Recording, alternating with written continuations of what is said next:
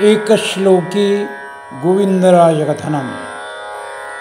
श्रीगुरुभ्यो नमः। हरिः ओम्। अथ ध्यानम्।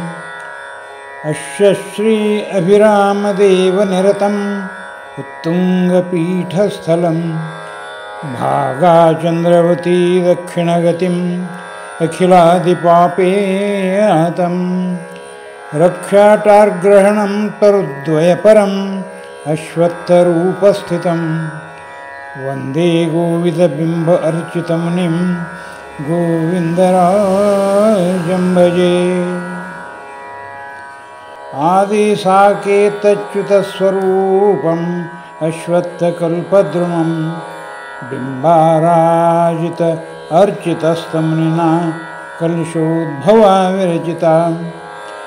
नद्या भीमदक्षिणः प्रवहितो पावित्रसत्सलिलतो गोविन्दो पुरक्षेत्रतः रक्षिता गोविन्दराजो नमो। भीमरती प्रार्थना। सर्वस्याखिलरोगाणां विशुजवर्गै नमो नमः। सञ्जीवनदुरितापहारै स्वर्गदायै नमो नमः। भीमरथ्यै नमस्तेस्तु लोकधात्रे नमो नमः। दक्षिणस्थो हि गंगा स्थापिता गुरुवरास्मिता। दक्षिणप्रवाहिनी भीमा गोविन्दराजमदान्मदा। अगस्त्योर्प्रियं दद्यात् इप्सितार्थप्रदायकः। भीमरथ्यै नमः।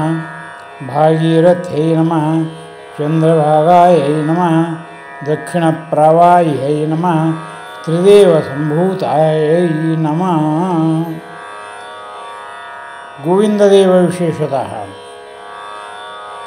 चैत्रमासे शुक्लपक्षे नवम्यां रविरोहिणी साम्राज्या अतिगण्डयोग वृषभे चन्द्ररवित्वरौ घृतयुक्तभीमस्सलिले माणिक्यमणिमुत्तमं चरुतिलये माष अधरस्थ ईशान्यस्यन्तु श्यामला। गुड आज्य मधुसंयुक्ता चरुर्गोधूम अर्पिता। रामाच्युतस्थापयेद्युगलः वृक्षस्य रूपं पदं त्रिवारे भीमसलिलन्तो दानत्रयतिलय्यवै। त्रिवारे पत्रपुष्पं वा त्रिवेणीसे द्विजभोजने। शालग्रामपूजयेत् तुलसीं सूक्तस्तु पुरुषस्तवात्। नैकवैशिष्ट्यव्याप्तो श्रीधरे ध्यानस्तुतो भवेत्।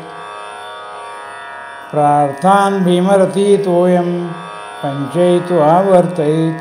आराध्यद्वयदेव्यस्य सहितै क्षेत्रसमाहितै। नैवेद्ये कलिमो देव वैश्वाबलिहरणस्तथा। पञ्चपारायणं गोविन्द सूत्रस्य पठनोत्तमम्।